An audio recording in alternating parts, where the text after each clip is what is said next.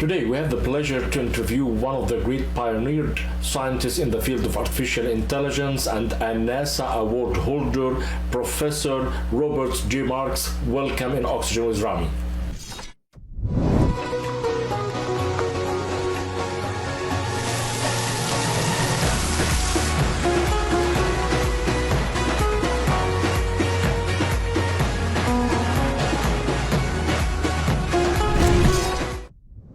Today, we have the pleasure to interview one of the greatest scientists and professors in the field of artificial intelligence, AI.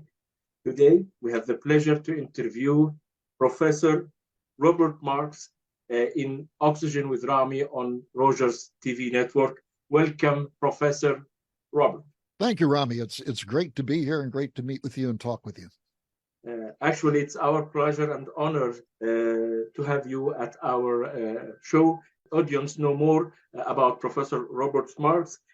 He is a distinguished professor at Baylor University at the Department of Engineering and Computer Science. He's also the director of Walter Bradley Center of Natural and Artificial Intelligence. He's the editor-in-chief of Biocomplexity and mindmatters.ai. Also, he is a holder of NASA Tech Brief Award, and also he's a consultant, worked as a consultant for many reputable companies like Microsoft and Boeing. He also author and co-author of many books, The Development, Life and Legacy of Walter Bradley, the Biological Information, New Presentation of the World, Introductions to Evolutionary Informations, and For Great Purpose. Actually, we are very lucky to have you, Professor Robert. Well, thank you. That's very flattering. It's great to be here. Appreciate it. Actually, this is a brief of your bio. It's full of many achievements and many books and many achievements you did. Today we'll speak about artificial intelligence. A lot of people know that it is the new wave and it is the futures. However, many people have a lot of concerns about it. Before we speak about the opportunities and concerns of the artificial intelligence, there is a simple definition of it, which is actually simply making the machines. Let me give the exact definition. The science of making machine like human, process data and so on. So what's your definition of artificial intelligence? Yeah, my definition is that, well, if you go to different conferences, there's differences between artificial intelligence, computational intelligence, machine learning. But I like to, for purposes of discussion, just go to the definition which is offered by the media. The media offer the definition that artificial intelligence is anything that a computer does that makes you go, wow. So I think that that's probably a good definition. The reason I like that is that many of the aspects and limitations of artificial intelligence can be looked at through talking about limitations of the computer. So that's my definition, I think, is the definition of the media. Oh, that's great. So the scientist in this, as a scientist of this field, how do you think the AI, it is an opportunity for humanity or threat to humanity? Well, I think it's like any tool. It can be used for good or evil. I think that we see a lot of good applications of artificial intelligence. In fact, I think we're numbed by familiarity of some of the applications that we're so used to right now. I'm talking about things like Uber and Google Maps and ChatGPT. Well, we're not used to ChatGPT yet, but many of these applications are things that we're so familiar with, we just take for granted. Another example is Alexa and the Google Home. So yeah, when they first came out, we all went, "Oh, gee whiz, this is really amazing!" But now it's such a part of our lives that we take it for granted. I think that this is where the large language models like ChatGPT are going to be in, I don't know, 4 or 5 years, for example. It's going to be disruptive. It's going to change a lot of things. Just like Google Maps does. I mean, Google Maps now, we no longer have map makers. I used to belong to the AAA, I forget it. It's a club that you pay dues for, and I used to go there for long distance travel, and I used to get trip tickets, and it was written out where you should go, where you should turn right, where you should turn left. That's all been taken care of, and that is out of business. So we're going to see some disruption from some of this artificial intelligence. But again, I think in a few years, it's just going to be part of our lives, and we're going to take it for granted, just like we do Alexa and Google Maps. Let me speak more depth about the concerns of AI. There is a quote from Stephen Hawking at the BBC said the development of a full AI could spell the end of human race. Actually, I have seen a lot of incidents that might be in the future, happen in the future. We have heard about some aircraft that killed its pilot in U.S. Army because of the AI directions. We have heard about a lot of incidents in the programming of the AI that might control the human race. I will not speak about controlling human race because you have a quote of that. But what do you think about an artificial intelligence that one day will end the human race by its applications? Well, we already have technology that can end the human race, and we've had it since the end of World War II, and that's thermonuclear bombs. So we've had this capability for a long time. But I think the idea of artificial intelligence ending the human race is overstated. You made a quote from Stephen Hawking. It turns out that Stephen Hawking worked with this other brilliant mathematician named Roger Penrose. And in fact, Roger Penrose, a few years ago, was offered the Nobel Prize for his work in black holes. And this was a work he did with Stephen Hawking. Stephen Hawking did not get the Nobel Prize because he had passed away, and you have to be alive to get the Nobel Prize. But Roger Penrose had a totally different take on artificial intelligence. He wrote a book which really influenced me, which was called The Emperor's New Mind. And he went through arguments from computer science and mathematics, which are incredibly compelling and I think are unrefutable, that artificial intelligence will never do things. Well, first of all, the simple things. There are certain things which are non-computable that we do, like love, compassion, and empathy. But Penrose went on and said that artificial intelligence will never be creative. It'll never understand what it does. It will never be sentient. And I also read another book. You mentioned a couple of my books. One of my latest ones is Non-Computable You. And with this, we go through Penrose's arguments and some of my own about why artificial intelligence will never achieve the level of the human being. It will never duplicate us. It might mimic us, but it is never going to duplicate us. Will it be dangerous? It's a tool. It can be used for good things or bad things, and it's only a tool. And if it's used for bad things, it will be because of the programmer, because of program error, or an evil person or an evil government gets a hold of it. That's how it can be used for bad things. But will it ever take over the government? No. Will we be the pets of computers? Will it develop into a super intelligence? The answer to that, I think, is no. Absolutely, it will not. That's great. In one of your interviews in AI and Trace, I think you mentioned that untouchable human traits are creativity, understanding, and sensing. Yes. So what do you make you confident that the artificial intelligence will not make humans as their pets, as you quoted before? What makes you so confident? Yeah, well, let's talk about, first of all, understanding. Artificial intelligence will never understand what it does. Computers will never understand what they do. They can add the numbers 14 and 22, but they don't understand what the numbers 14 and 22 are.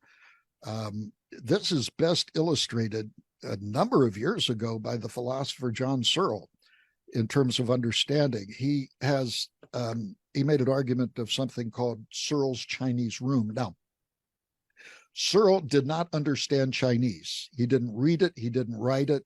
When it was spoken, he didn't understand it.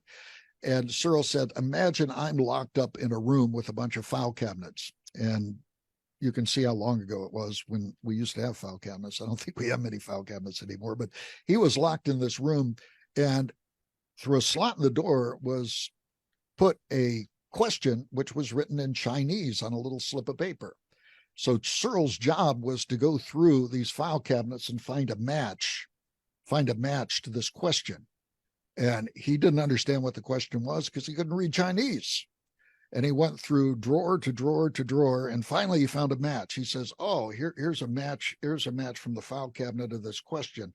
Well, right below the question was written the answer to the question. And he would jot down in Chinese, not understanding what it said, but he would simply copy the answer that was given in Chinese. He would write it on the sheet of paper, refile the card in the file cabinet. He would go over and slip it through the door. Now, from the outside, it sure looked like what was ever on the inside of the Chinese room understood, could write, and interpret Chinese. But Searle didn't write Chinese. He didn't read Chinese. He totally was doing what? He was following an algorithm which was programmed into him, and programming actions to do corresponding to the entries that were filed in the file cabinet, and all of those were put there by the computer program. He was simply following an algorithm. So Searle did not understand what he did, and so that's I think an incredible argument against a computer ever understanding what it does. You might remember Watson, IBM Watson, that took on the champions of Jeopardy. This was some time ago now, but IBM Watson took on the game show. They participated in the game show of Jeopardy, where they asked trivia sorts of questions and they gave a response to a query. And Watson beat out the champions in Jeopardy. But did Watson understand what he was doing? No, he didn't. He had all of Wikipedia, all of the web as a big Chinese room, and he went and he mined that information and gave the responses. Now, today's artificial intelligence, such as ChatGPT, is much more than just table lookup. But nevertheless, the Chinese room still applies. You slip a prompt inside of the room, and you take the query, I should say, not the response, but you take the query, you feed it to a large language model like ChatGPT, you turn the crank. Now that crank is an algorithm which was programmed by human beings. Out spits a response, and you put that response outside of the room. There is no understanding of what goes on in the Chinese room. So that's I think a smackdown argument against computers and artificial intelligence ever understanding what they do. You can also make similar arguments for creativity and sentience, as you mentioned.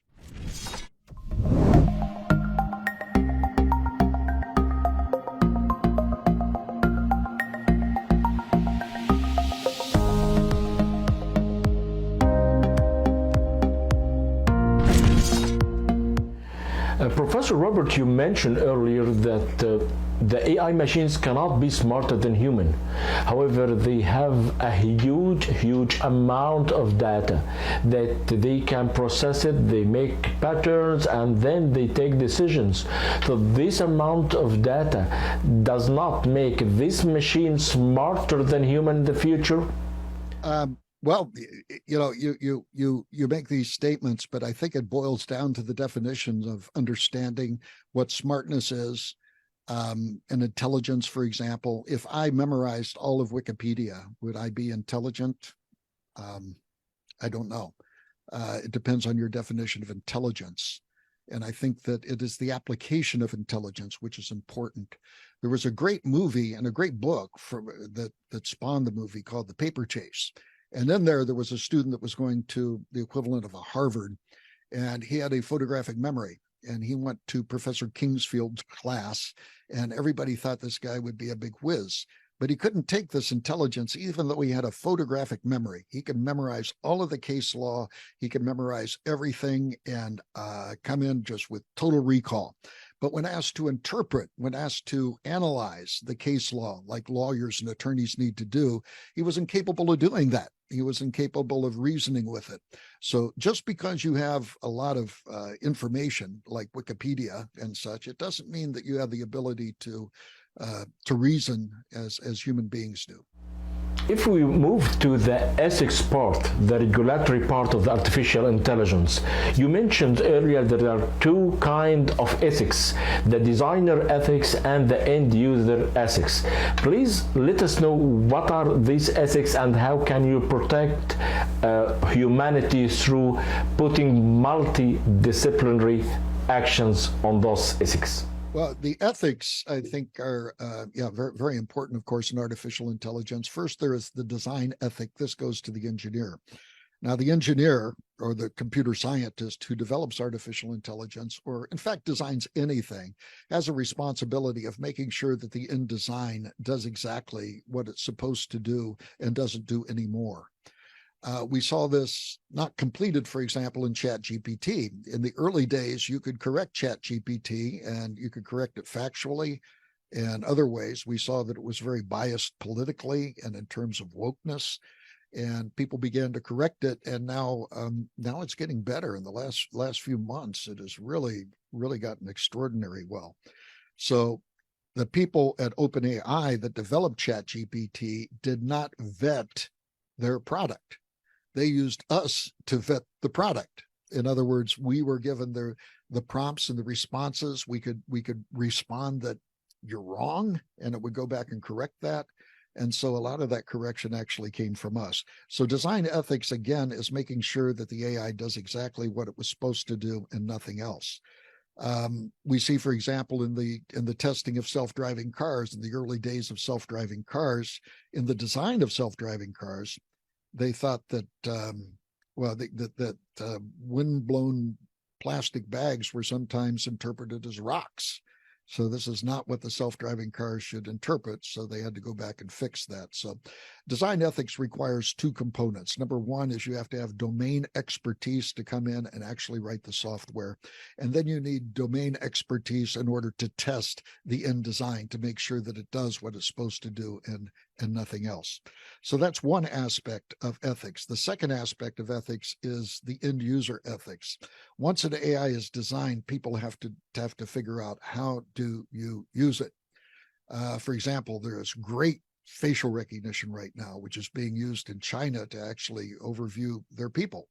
But I also noticed that it was used in the airport. I recently went to Europe, to Italy, and before I got on the plane, they took a picture of my face, and I know that they were doing facial recognition with some sort of thing that some sort of data that they had stored about me. And yeah, I passed. So I was happy about that, but I was able to get on the plane and they didn't even look at my passport. I mean, it was kind of strange. So I think probably that's probably a good use of facial recognition in order to protect us and keep us safe. So again, AI is not good or bad. It's how you use it. So end user ethics is going to be what people do who have the AI tools available to them. If you're a commander in a field, do you launch a artificial intelligence drone, for example, that flies on its own and does its own mission without oversight, or do you not? And it's the same sort of thing that we have with atomic weaponry. We have the end user ethics. Should we use atomic power to solve wars? And this is the end user ethics. So again, in artificial intelligence, there are these two aspects. One is the design ethics. The second one is the end user ethics and what people do to use the tool. And like any tool, like fire, like electricity, you can use it for either evil or good. So it totally depends on the user. Actually, if there is main points of putting regulations, restrictions, or guidelines for the AI, what do you recommend as an AI specialist or scientist in this field? Well, the U.S. President Joe Biden just put out a executive order about artificial intelligence, saying that basically let's just put a lot of money in it and let's put artificial intelligence expertise in every branch of the government. I don't think that that's probably a good response, but I'm not the president. I think that in the end, what we need to do is to make sure that the people who design the AI, this is the design ethics aspect, are responsible for what it says. For example, in the earlier days of Chat GPT would come out and they would, oh gosh, there's a couple of examples. One is of a journalist. The other one is of a professor. And they would say bad things about it. They would make up things. One of the things you can't do in Chat GPT is trust the facts. Always question the facts. They get the facts wrong all the time.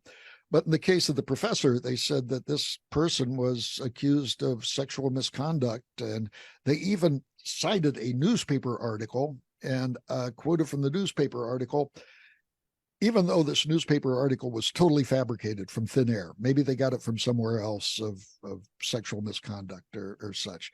So what is that professor to do once this Chat GPT makes these erroneous allegations? Does he have legal standing? First of all, who's responsible for it? The AI is not responsible for it. Rather, the programmers are, and they haven't vetted the artificial intelligence well enough to make sure that this sort of thing doesn't happen. We have a case of a teenager who went to Chat GPT. This was on Snapchat. They are using Chat GPT, but they renamed it something. And he asked, I'm going to have a party at my house. I'm a 15-year-old. I want to cover up the aroma of marijuana and alcohol. How do I do it? And the chatbot, the Chat GPT, responded of the ways that he could cover up the aroma and the smell. This should not be done. And how do we regulate this thing? I maintain that the developers of the software need to be responsible for what the software does. And I don't think a lot of regulation is going to do that. I think that if they're responsible for what they do, that just the threat of going to court and suing for libel is probably enough to make people a little bit more careful of how their AI responds. So this is an example of the violation of the design ethics. The AI was not trained sufficiently in order to be released.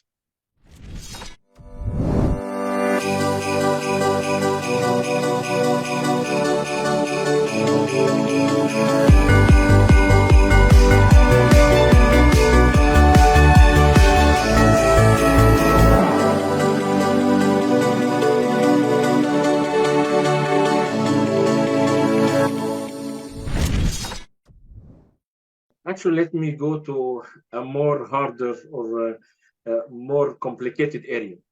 Okay. There is something, it's clear, right or wrong, killing, addictions. It is clear, and the AI programmers should be, or designers should be aware of that. But there are some other areas which is in gray areas. It is not bad for all or okay for all. For example, when I speak about existence of God, and I know that you have worked a lot with your Christian background, many people think that there is no God. Others say that there is God. Many people think about the LGBTQ rights. Many people think no, there shouldn't a lot of rights. Something against the religious beliefs, something with the religious beliefs. And according to this, when we deal with public, AI designers will put according to what they see.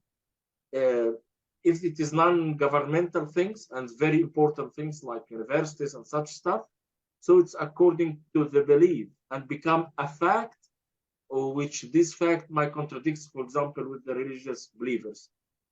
How do you solve this dilemma? I don't think you can. I think that I just got back from a conference where this one lady came up and says we have to, with AI, make sure that it's totally fair and that it that it is ethical and all of this other stuff. You can't do that. If you have a programmer with bias, that bias is going to be reflected in the artificial intelligence. And artificial intelligence without bias is like water without wet. Artificial intelligence without bias is like water without wet. You're going to have bias associated with the artificial intelligence, be it political, be it scientific, be it religious. You're going to have a bias associated with it. So it's how you train it, and that's the responsibility of the programmer.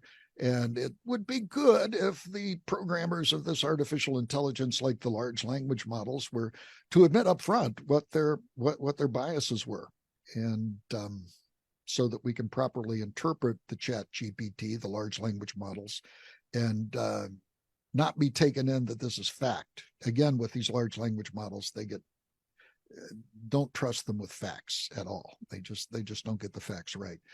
But anyway, that's kind of the way that I feel about artificial intelligence, that it's always going to be biased, that is just something that the programmers put in there, and you can't get away from it.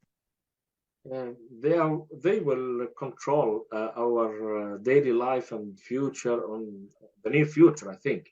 So it will be very hard to know what is fact and what is not fact. We ask them because we don't know. Do you think that we need to identify the identity of the designers before using any program, so that we understand how they think and base their information about their identities? I think it's the same thing that happens currently with news sites. You go to certain news sites and they're biased. The Huffington Post is all the way to the left. You have other ones like Fox, which are on the right. And you go to these and you have pre-knowledge of which way that they stand politically. I think it's the same thing with the artificial intelligence, and that's the way it's going to develop. We're going to know the presuppositions of the artificial intelligence and what it does, and we're going to learn it by the reputation.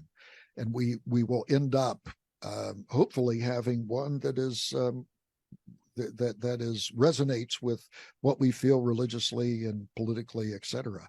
And I think that can be done. Like, for example, when I'm looking for unbiased, reliable news, I usually go to a place like the Wall Street Journal. They do a very, very good job. But other places are either biased to the right, biased to the left. I know a priori which side that they're biased on, and that lets me lets me filter through the hype.